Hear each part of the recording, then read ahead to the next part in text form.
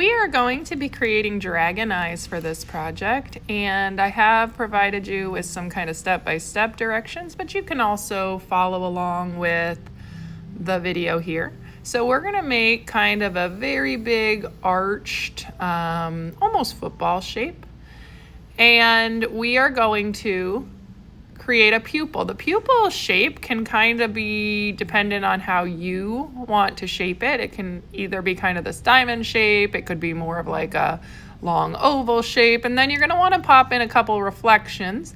I just did one on the pupil. And then I'm going to go ahead and do these lines that are going to kind of break up where my scales are going to go. And the shape of your scales is also kind of based on what you want to do. If you want to go more like triangles or kind of diamond shaped, I'm going to do like these rounded kind of square shapes for part of mine. You could even go like kind of mermaid scale with them. So when I'm drawing mine, I'm using the lines to keep me inside of the area, but then I'm making like rounded squares inside of it. If you want to do this kind, you can practice along with me. We won't do our final paper until we practice and make sure we understand how to draw it first. I went a little off on that one, so I just kind of shaded it in. We're using an Expo marker, and you can even fill in like those gaps that are being left there with your Expo marker if you want to. And you're going to draw right off the page. Remember, your dragon is so close that all you can see is his eye. So you're not going to squeeze in your shapes when you get to the edge of the paper. You're going to let them flow right off as if the image is cut off, which it is. But his face would continue realistically. So I'm going to go ahead and keep doing that.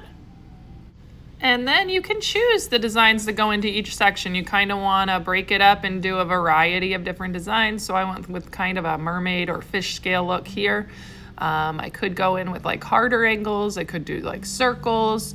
So you want to create some different kind of textures in the sections. I'm going to do the same on the top and the bottom. So kind of the rounded square, top and bottom. And then I'm going like mermaid scale, top and bottom. And then I'll probably do something different in the final one.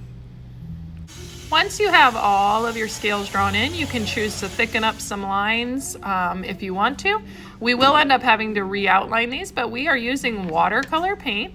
And remember, we're not tapping our brushes on the side of our bucket. I chose to go with like a green and yellow, so you're gonna choose two colors for your dragon's scales. So I'm coming in and I'm putting down the yellow first, and then I'm gonna come in and create kind of a curved shadow on one side. So I chose the left side, and I would do it on the left side for every single time. I would not paint across all of your scales to put down your base color.